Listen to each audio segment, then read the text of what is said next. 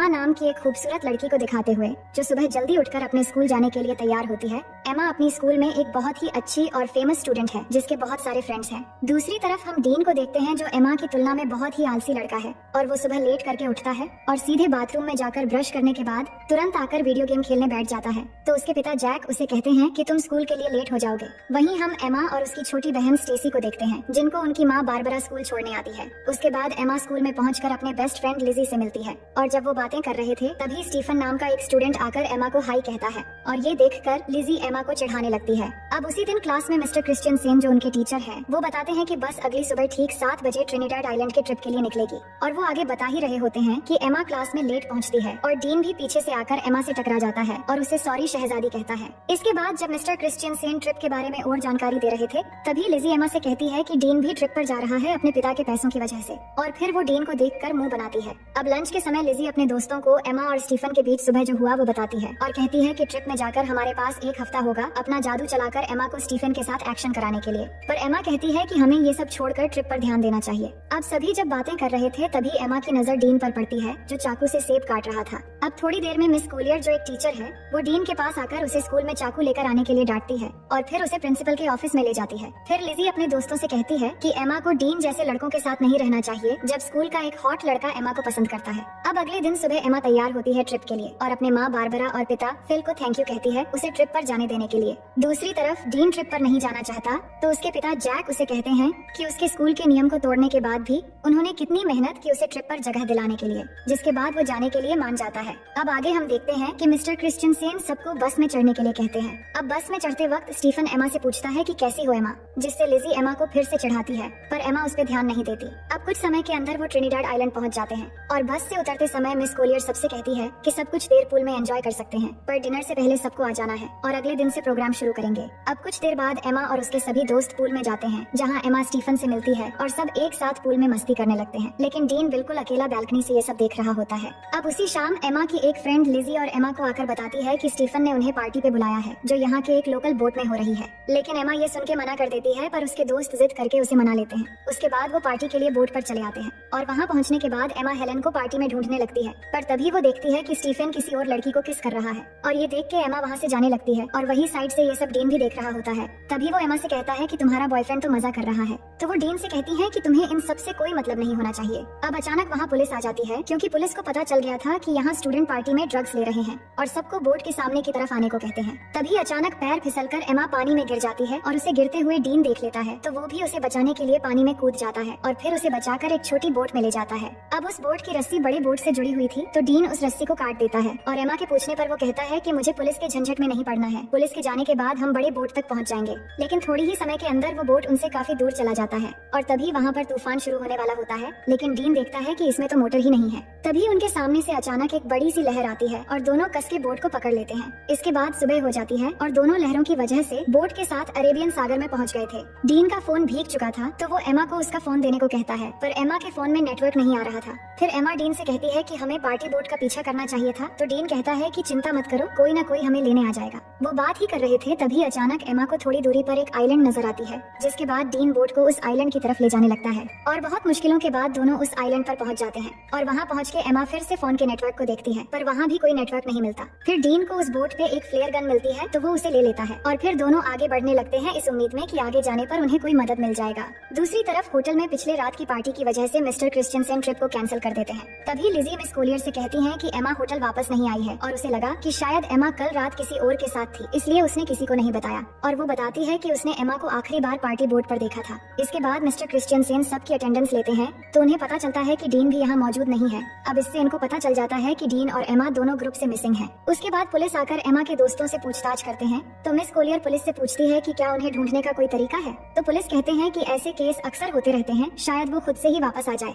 लेकिन अगर वो समुद्र में कहीं फंस गए हो तो दोनों को ढूंढना थोड़ा मुश्किल हो सकता है। और ये बात जब डीन के पिता को पता लगता है कि उनका बेटा खो गया है तो ये सुन सुनकर वो तुरंत स्कूल जाते हैं और वहाँ एमा की माँ बारबरा से मिलते हैं और उसी समय फिल भी वहाँ आ जाता है और यहाँ सब परेशान होकर प्रिंसिपल से दोनों बच्चों के खोने के बारे में पूछने लगते हैं, पर प्रिंसिपल ठीक से कोई जवाब नहीं दे पाते, जिसके बाद वो तीनों वहाँ से चले जाते हैं। वहीं एमा और डीन आगे बढ़ रहे थे और कुछ दूर चलने के बाद उन्हें जंगल के अंदर एक खूबसूरत वाटरफॉल दिखाई देता है। डीन को ये बहुत अच्छा लगता है तो वो एमा को उसका एक तस्वीर लेने के लिए कहता है, पर एमा उसे मना कर देती है। वो कहती है कि हम यहाँ फंसे हुए हैं और तुम्हें यहाँ अच्छा लग रहा है। मुझे इस ट्रिप में प्रोजेक्ट के लिए अच्छे मार्क चाहिए थे। मुझे आगे प्रिंसटन यूनिवर्सिटी में पढ़ना है। अगर हम जल्द से जल्द यहाँ से नहीं निकल पाए तो सब बर्बाद हो जाएगा। इसके बाद वो आगे बढ़ते हैं और कुछ घंटे बाद वो दोनों इस आइलैंड के बिल्कुल किनारे पे आ जाते हैं, पर अब तक यहाँ उन्हें ना कोई रास्ता मिला था और ना ही कोई मदद। ये देख के वो वापस बोट की तरफ जाने का सोचते हैं। उसके बाद वो दोनों वापस बोट की तरफ जाते हैं और जाकर देखते हैं कि किनारे में उनकी बोट नहीं है। समुद्र की लहर बोट को कहीं ले गया था और अब सिर्फ उन्हें वहाँ एक लाइफ जैकेट मिलता है। फिर आगे हम देखते हैं कि वो पूरा दिन चलते चलते थक चुके थे और सूरज भी डूब जाता है। इसके बाद डीन आग जलाता है और दोनों यहीं पर आज रात रुकने का फैसला करते हैं। डीन देखता है कि एमा को ठंड लग रही है तो वो एमा को अपनी शर्ट उतार कर दे देता है। फिर दोनों बातें करने लगते हैं कि कल तक शायद हमारे पेरेंट्स हमें ढूंढ कर निकाल लेंगे। अब आगे हम देखते हैं कि सुबह हो जाती है और डीन जाग कर देखता है कि एमा यहाँ नहीं है, तो वो उसे ढूंढते हुए जाकर देखता है कि एमा समुद्र के किनारे पर SOS लिख रही है। तो वो पूछता है कि तुम क्या कर रही हो, तो वो कहती है जान बचाने की कोशिश कर रही हूँ और हमें पीने के लिए पानी ढूंढना होगा। उसके बाद डीन स्विमिंग करने चला जाता है और एमा उसे देखने लगती है। दूसरी तरफ होटल में मिस्टर क्रिश्चियनसेन एमा और डीन के बारे में उनके पेरेंट्स को बताते हैं कि पुलिस उन्हें ढूंढ रहे हैं और पुलिस को एक छोटी बोट मिली है जिस पर शायद वो दोनों थे। फिर जैक कहते हैं कि अगर पुलिस कुछ कर नहीं पा रही है तो हम किसी प्राइवेट रेस्क्यू टीम को काम पर लगा सकते हैं, पर मिस्टर क्रिश्चियनसेन कहते हैं कि पुलिस अपना काम अच्छे से कर रही है और वो जल्द से जल्द बच्चों को ढूंढ निकाल लेंगे। वहीं हम देखते हैं कि एमा पीने के लिए पानी ले रही है, तभी उसे अजीब सा कुछ महसूस होने लगता है। उसे लग रहा होता है कि उसके आसपास कोई है और उसे देख रहा है, तो वो घबरा कर वहाँ से चली आती है। इसके बाद दोनों मिलकर धूप से बचने के लिए पत्तों से एक छोटी सी झोपड़ी तैयार करते हैं और थोड़ी देर बाद एमा समुद्र के किनारे बड़ा करके SOS लिखती है ताकि रेस्क्यू टीम अगर यहाँ से गुजरे तो वो उन्हें मिल जाए। फिर दोनों को जो भी इस आइलैंड पे खाने लायक मिलता है वो ढूंढ के खाने लगते हैं और डीन को केले का एक पेड़ मिलता है तो वो तोड़ के दोनों पेट भर के खाते हैं। अब इस आइलैंड में गर्मी बहुत होती है और एमा फुल पैंट नहीं पहन सकती और वो पैंट ही पहनकर भी नहीं रह सकती, तो वो अपनी फुल पैंट को काट के शॉर्ट कर लेती है। इसके बाद एमा देखती है कि डीन उस झोपड़ी में आकर सो रहा है, तो वो भी उसके पास आकर सो जाती है। तभी अचानक डीन एमा की तरफ मुड़ता है और उस पर हाथ रख देता है, पर एमा को ये अच्छा लगता है और वो कुछ नहीं कहती। फिर अगले दिन जब एमा वाटरफॉल में नहा रही होती है तब डीन आकर उससे सनस्क्रीन मांगता है, तो एमा डीन को कहती है कि मैं यहाँ नहा रही हूँ, तुम दूसरी तरफ जाओ। तो डीन कहता है कि तुम ही ने तो मुझे यहाँ पहरेदारी करने के लिए कहा है। ये सुन के एमा कहती है कि इस आइलैंड में कोई और भी है, इसलिए मैंने कहा था। उधर होटल में बारबरा एमा को लेकर बहुत परेशान थी और न्यूज में ये बताया जा रहा था कि एमा और डीन के गायब होने की केस अब ऑफिशियल हो गई है और अब पुलिस को लगता है कि वो दोनों मर चुके हैं और अब वो उनकी लाश ढूंढ रहे हैं। और फिल तैयार हो रहा था घर जाने के लिए क्योंकि एमा की छोटी बहन स्टेसी घर में अकेली है, पर बारबरा अभी भी घबराई हुई है। तो फिल बारबरा से कहता है कि एमा मिल जाएगी और ये कह के वो उसे गले लगा लेता है। जिसके बाद अगले दिन जैक बारबरा के साथ हेलीकॉप्टर लेकर एमा और डीन को ढूंढने निकल पड़ता है और वही आइलैंड में थोड़ी देर के बाद रात होने वाली है और एमा डीन को बता रही होती है कि वो अपने परिवार को बहुत याद कर रही है। तभी डीन को वहाँ पर किसी इंसान की खोपड़ी मिलती है, तो एमा उसे देखकर बहुत डर जाती है और कहती है कि ये भी हमारी तरह शायद यहाँ फंस गया होगा और इसकी ये हालत हो गई और अब हमारी हालत भी शायद इसी के जैसा हो जाएगा। पर डीन उसे कहता है कि ये शायद कोई मछुआरा या फिर कोई स्मगलर होगा जो यहाँ आकर मर गया था, लेकिन हमारे पीछे हमारे पेरेंट्स हैं और हम यहाँ अकेले नहीं हैं। और उसे विश्वास दिलाता है कि अगर हम एक दूसरे के साथ ऐसे ही देते रहेंगे तो हम यहाँ कभी नहीं मरेंगे और एक दिन हम जरूर घर वापस जाएंगे। और ये कहने के बाद वो एमा को किस करने लगता है। एमा पहली बार किसी को किस कर रही थी और उसे अच्छा भी लग रहा था और अब रात भी हो गई थी। फिर क्या होना था, डीन सारी हदें तोड़ देता है और आइलैंड में एक तूफान आता है और इस तूफान को एमा पहली बार एंजॉय करके बहुत खुश थी। फिर सुबह होने के बाद एमा जाग कर देखती है कि डीन यहाँ नहीं है, तो वो डीन को पुकारने लगती है पर वो उसे नहीं मिल रहा था। तो एमा बहुत घबरा जाती है और उसे ढूंढने के लिए जंगल में चली जाती है और थोड़ी दूर आगे जाकर वो देखती है कि डीन एक गड्ढा खोद रहा है। तो एमा को समझ नहीं आ रहा था कि डीन ये क्यों कर रहा है। तभी अचानक एमा गिर जाती है और उसे घुटने पर चोट लग जाती है, जिसके बाद डीन तुरंत उसकी चोट को ठीक करने लगता है और उसे कहता है कि तुम्हें कुछ नहीं होगा। फिर वो दोनों वाटरफॉल में नहाने लगते हैं और यहाँ डीन एमा को बताता है कि उसकी माँ एक कार एक्सीडेंट में मर गई थी और एमा उसकी बातों को अच्छे से सुनने लगती है। फिर थोड़ी देर बाद वहाँ बारिश होने लगती है और डीन उसमें मस्ती करने लगता है और एमा उसे देखकर खुश हो रही होती है। जिसके बाद दोनों बारिश में डांस करने लगते हैं और डीन एमा के बालों में एक फूल लगा देता होता है। अब एमा डीन से कहती है कि मुझे फिर से तूफान के मजे लेने हैं। फिर डीन एक बार फिर से तूफान लाने की तैयारी शुरू कर देता है। वहीं अब न्यूज में बताया जाता है कि एमा और डीन के लापता होने की 1 महीना गुजर चुका है और पुलिस को लगता है वो अब जिंदा नहीं रहे, इसलिए पुलिस ने उन्हें ऑफिशियली ढूंढना बंद कर दिया है। पर एमा के दोस्त को अभी भी लग रहा है कि एमा और डीन अभी भी जिंदा है और बारबरा को भी वैसा ही लगता है और वो जैक के साथ हेलीकॉप्टर लेके अपनी बेटी एमा को ढूंढने फिर से चली जाती है और उन दोनों को अच्छे से ढूंढने के लिए सबको पर्ची बांट रहे होते हैं जिन पे एमा और डीन के बारे में जानकारी दी हुई थी। ये सब कुछ करने के बाद जैक बारबरा से कहता है कि उन्होंने सब करके देख लिया पर फिर भी एमा और डीन नहीं मिल रहे हैं, अब शायद घर वापस लौट जाना चाहिए। ये सुनकर बारबरा उदास हो जाती है और घर चली जाती है। दूसरी तरफ डीन एमा को हरी रोशनी के बारे में बता रहा होता है जिसके बारे में उसकी माँ ने उसे बताया था और वो बताता है कि वो रोशनी सूरज के डूबते समय दिखती है पर डीन ने उस रोशनी को आज तक कभी नहीं देखा है। अब यहाँ उन्हें कुछ और हफ्ते बीत जाते हैं और दोनों आइलैंड के खूबसूरत एनवायरनमेंट के मजे लेने लगते हैं। वो समुद्र में नहाते हैं और बहुत मजे करते हैं और ऐसे ही वो एक दूसरे के बहुत करीब आ जाते हैं और जब भी उनका मन करता है तो वो तूफान और भूकंप के मजे लेते रहते थे। अब ये सब कुछ होने के बाद एमा डीन से पूछती है कि तुमने पहली बार कैसे किया था और वो कौन थी? तो डीन बताता है कि जब मैं स्कूल में था तब मेरा एक दोस्त थी जो मुझसे उम्र में बड़ी थी। अब डीन जानता था कि एमा की ये सब कुछ पहली बार थी तो वो पूछता है तुम्हें कैसा लगा? तो वो बताती है कि अच्छा था लेकिन तूफान की वजह से गलत जगहों पर रेत चली गई। इसके बाद एमा कहती है कि मुझे और एक्सपीरियंस करनी है तो डीन कहता है कि ठीक है। अब आगे हम देखते हैं कि दोनों जंगल में जाते हैं कुछ फल लाने के लिए और डीन थोड़ी आगे जाकर फल तोड़ने लगता है। तभी अचानक उन्हें एक प्लेन की आवाज सुनाई देती है तो दोनों खुली जगह की तरफ भागने लगते हैं और डीन जल्दी से आकर उस प्लेन को सिग्नल देने के लिए एमा की बैग में फ्लेयर गन ढूंढने लगता है पर उसे वो नहीं मिलती। लेकिन तब तक वो प्लेन उनसे बहुत दूर चली जाती है।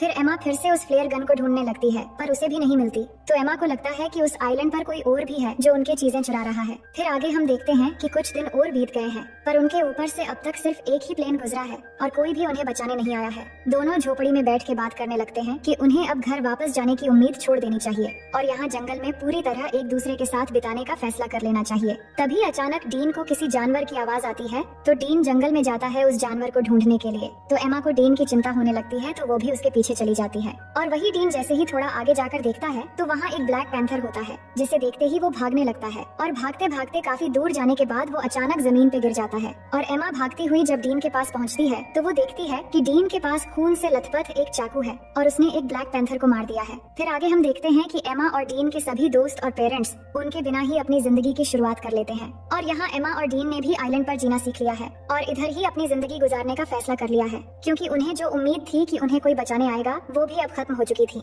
उन्होंने शिकार करना भी सीख लिया है और यहाँ पर झोपड़ी बनाकर रहते हैं और सभी उम्मीदें छोड़कर खुशी से एक दूसरे के साथ देते हुए दिन गुजारने लगते हैं। फिर एक दिन एमा उल्टियाँ करने लगती है तो डीन ये देखकर उसे पूछता है कि क्या तुम प्रेग्नेंट हो? तो एमा कहती है कि नहीं, उल्टियाँ बस ऐसे ही हो गई हैं। इसके बाद एमा अच्छा महसूस करने के लिए डीन के साथ लेट जाती है पर जब वो दोनों बात कर रहे होते हैं तभी एमा की खोई हुई चीजें ऊपर से गिरने लगती है और जब वो दोनों ऊपर देखते हैं तो वहाँ पेड़ पर एक बंदर होता है जो उनके सामान फेंक रहा होता है और वो देखते हैं कि बंदर के हाथ में वो फ्लेयर गन भी है जो डीन को उस दिन नहीं मिला था। तो उस बंदर को एमा एक केला दिखाती है तो वो गन नीचे फेंक देता है जिसके बाद उन्हें ऊपर से एक हेलीकॉप्टर की आवाज आती है तो वो भागते हुए खुली जगह पर आते हैं और एमा गन लोड करके फायर करती है तो वो हेलीकॉप्टर वाले उन्हें देख लेते हैं जिसके बाद वहाँ से उन्हें रेस्क्यू कर लिया जाता है और अब फाइनली दोनों 3 महीने के बाद वापस आ जाते हैं और एयरपोर्ट पे एमा और डीन के दोस्त और पेरेंट्स उनसे मिलकर बहुत खुश हो जाते हैं जिसके बाद दोनों के पेरेंट्स उन्हें अपने अपने घर लेकर चले जाते हैं। अब घर आने के बाद डीन उसी रात को एमा से मिलने जाता है और वो बात करते हैं कि घर वापस आकर कितना अजीब लग रहा है और यहाँ डीन एमा को किस करने वाला होता है पर एमा नहीं करती और कहती है कि हर 10 मिनट में उसके पेरेंट्स उससे मिलने आ रहे हैं, अब शायद तुम्हें यहाँ से चले जाना चाहिए